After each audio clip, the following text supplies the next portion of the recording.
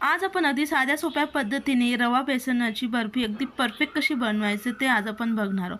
बघू शकाल अगदी छान मऊसूत तोंडात टाकताच विरघळणारी एवढी अप्रतिम आणि अगदी कमी वेळेत तयार होणारी अगदी छान चविष्ट अशी आपली बर्फी ही तयार झाली.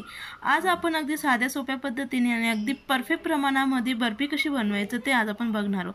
त्यासाठी सर्वात आधी आपण अगदी परफेक्ट माप कसं घ्यायचं बर्फीसाठी लागणारं इन्ग्रेडियंट्स साहित्याचं ते आता आपण बघून घेऊया. त्यासाठी इथे 1 वाटी बेसन घेतले, त्याच वाटीने बरोबर 1 वाटी साखर, त्याच वाटीने बरोबर आपण अर्धा वाटी रवा आणि अर्धा वाटी तुपाचा वापर करतोय.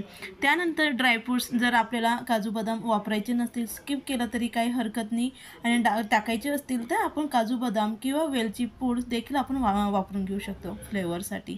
आता सर्वात आधी आपण आता लगेच बर्फी सेट करण्यासाठी जी प्लेट लागत असते ती प्लेटला आपण तेल हे लावून घेणार.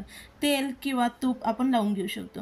जर तुम्हाला तूप आवडत नसेल तर पूर्णपणे तेलाचा देखील ह्या बर्फीसाठी वापर केला तरी काही हरकत नाही आणि तूपही वापरलं तरी काही हरकत नाही.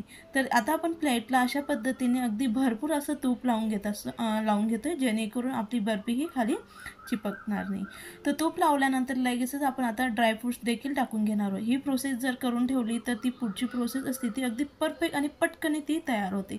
म्हणून सगळ्यात आधी बर्फी बनवण्याच्या आधी आपण तेल आणि जर आपल्या ड्रायफ्रूट्स वापरायचे असतील तर या पद्धतीने आपण टाकून ठेवायचे. त्यानंतर लगेच साईडला गॅसवरती कढई गरम करून घेतली आणि त्यामध्ये आपण अर्धा वाटी घेतलेलं संपूर्ण तूप आपण गरम करून घेणार आहोत.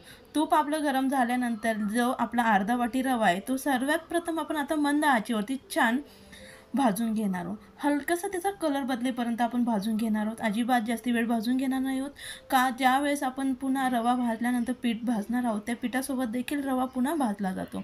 रवा हा जाड किंवा बारीक कुठलाही वापरला तरी काही हरकत नाही, पण जास्तीत जाड असेल तर थोडा मिक्सरला बारीक फिरून घ्या. जर आपण ज्यावेळेस बर्फी बनवू म्हणजे दिसते ज्यावेळेस त्यावेळेस तो रवा थोडा दिसून येतो जाडसर रवा असेल, म्हणून जास्ती जाड रवा असेल तर तो मिक्सरला थोडा बारीक करून वापरून घेऊ शकतो. त्यानंतर ह्या पद्धतीने आपला रवा अगदी छान फसफस करायला लागला तर त्यानंतर लगेच आपण बेसन पीठ यामध्ये टाकून घ्यायचे. ही संपूर्ण प्रोसेस आपण मंद गॅसवरती करून घेणार आहोत. जर फुल आचेवरती आपण करून घेतलं तर तो रवा आणि पीठ हे लवकर भाजून होतं आणि ते थोडंसं आतमध्ये कच्चत राहतं आणि ज्यावेळेस आपण बर्फी खातो ती टाळूला आणि दाताला चिपकते. म्हणून कधीही अशा पद्धतीचे जे मिठाई बनवत असतो आपण ते नेहमी मंद आचेवरती थोडा वेळ जास्ती लागेल पण मंद आचेवरतीच त्यांना भाजून घ्यायचं. तर आता आपण छान बेसनला छान तूप सुटेपर्यंत आपण भाजून घेणार आहोत. जर आपण तेल वापरत असाल तर तेल देखील अगदी छान सुटेपर्यंत आपण याला भाजून घ्यायचं. संपूर्ण ही प्रोसेस आता आपण मंद आचेवरती कमीत कमी 5 ते 6 मिनटं आपण करून घेतली. तर आता छान तूप सोडायला सुरुवात झाली म्हणजे आपलं पीठ हे अगदी बरोबर असं भाजणार. यामुळे बर्फीची चव देखील छान येते आणि अजिबात टाळूला चिटकत नाही आणि बर्फी टिकायला देखील अगदी भरपूर दिवस ती बर्फी आपली टिकत असते. तर या पद्धतीने आपलं पीठ अगदी छान भाजून झालं का त्यानंतर जे आपले उरलेले ड्रायफ्रूट्स होते ते यामध्ये आपण टाकून घेऊ शकतो. जर आपल्याला वेलची पूडची फ्लेवर आवडत असेल तर वेलची पूडही घातलं तरी काही हरकत नाही. पीठ भाजून झाल्यानंतर साईडला आपण आता पाक तयार करून घेणार. ज्या वाटीने आपण साखर घेतली ती त्याच वाटीने बरोबर अर्धा वाटी मी इथं पाण्याचा वापर केला आहे आणि 1 वाटी आपण साखर, 1 वाटी साखरेसाठी अर्धा वाटी पाण्याचा वापर करतो. आता याचा आपण मंद आचेवरतीच पाक तयार करून घेणार आहोत. जर तुम्ही फुल आचेवरती पाक तयार करून घेतला तर आपला पाक हा तयार होऊन जातो पण साखर ही व्यवस्थित विरघळत नाही. म्हणून कधीही मंद आचेवरतीच पाक तयार करून घ्या, तो अगदी छान असा पाक तयार होतो. तर मंद आचेवरती मी कमीत कमी 3 ते 4 मिनटाच्या आत आपला अगदी छान पाक हा तयार होतो. हाताने ह्या पद्धतीने चेक करून घ्यायचं. हलकीशी अशी तार व्हायला लागली म्हणजे अगदी परफेक्ट असा आपला पाक हा तयार झालाय. आता हलकीशी अशी तार तयार होते. पुन्हा 1 मिनिट मी उकळू दिलाय आणि त्यानंतर लगेच आपण याला पाक हा पिठामध्ये टाकून घेणार आहोत. तर लगेच मंद आचेवरती पुन्हा आपण ती कढई ठेवली आणि त्यामध्ये लगेच जे सिरप तयार करून घेतलं होतं आपण ते यामध्ये टाकून घेतो. ह्या पद्धतीने आपण अगदी परफेक्ट असा पाक तयार करून घेतला आहे. फक्त 2 बोटांना आपण पाक चिपकून बघायचा. हलकीशी अशी तार व्हायला लागली, म्हणजे असा हात आपला चिपकायला लागला, तर अगदी परफेक्ट असा आपला पाक तयार झाला आहे. तर मंद आचेवरती पुन्हा आपण त्याला 2 ते 3 मिनटं आपण पुन्हा आणखी शिजवून घेणार आहोत. यामुळे काय होतं, 2 ते 3 मिनटं आपण यासाठी शिजवून घेतोय, तर लगेचच तो 2 मिनटाच्या आत आपली बर्फी ही आपण कट करून घेऊ शकतो आणि लगेचच आपली बर्फी ही तयार होते. जर आपल्याला ही प्रोसेस करून घ्यायची नसेल आणि समजा थोडीफार आपल्या ह्या प्रोसेसमध्ये चूक झाली, तर थोडा जास्ती वेळ आपली बर्फी ही तयार व्हायला लागते.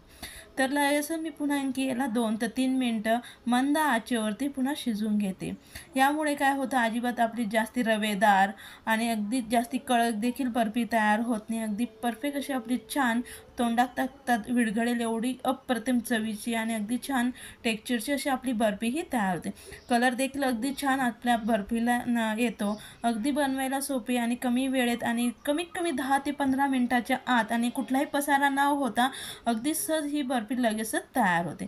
तर एकसारखं चमच्याने ढवळत मी ही 2 मिनटं पुन्हा शिजवून घेतलं आहे आणि त्यानंतर लगेच आपण गरम गरम यामध्ये ओतून घेणार आहोत. जर तुम्ही गार करून घ्याल तर ती ज्यावेळेस सेट होईल ती व्यवस्थित सेट होत नाही, पटकन ती कडक होते आणि त्यामुळे आपली बर्फीचा व्यवस्थित आकार आपल्याला देता येत नाही. म्हणून गरम असताना हे मिश्रण लगेच आपण प्लेटमध्ये हे ओतून घ्यायचं. तर संपूर्ण मिश्रण हे मी प्लेटमध्ये ओतून घेतले.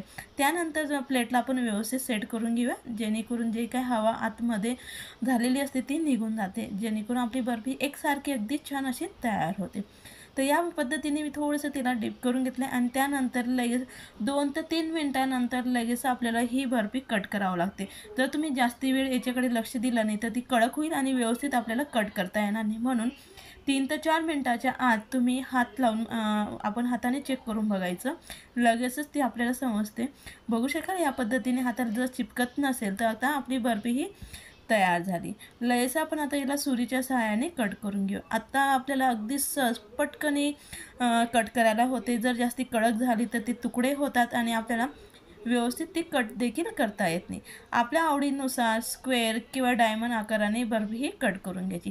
रेसिपी आवडली असेल तर नक्की लाईक करा, शेअर करा, कमेंट्स करा आणि चॅनलला सबस्क्राईब करायला विसरू नका, जेणेकरून नवनवीन व्हिडिओ अपलोड केले तर सगळ्यात आधी त्याचं नोटिफिकेशन हे मिळेल.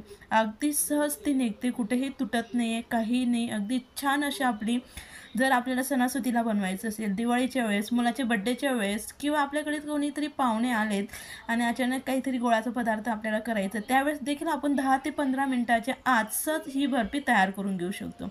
आपल्याला हवे त्यावेळी याच्यामध्ये आणखी थोडेसे बदल देखील आपण करून घेऊ शकतो. मिल्क पावडर वापरून घेऊ शकतो किंवा अगदी जास्तीचं ड्रायफ्रूट्स आणि बारीक किसून घेतलेलं खोबरं देखील आपण ह्या बर्फीमध्ये वापरून घेऊ शकतो.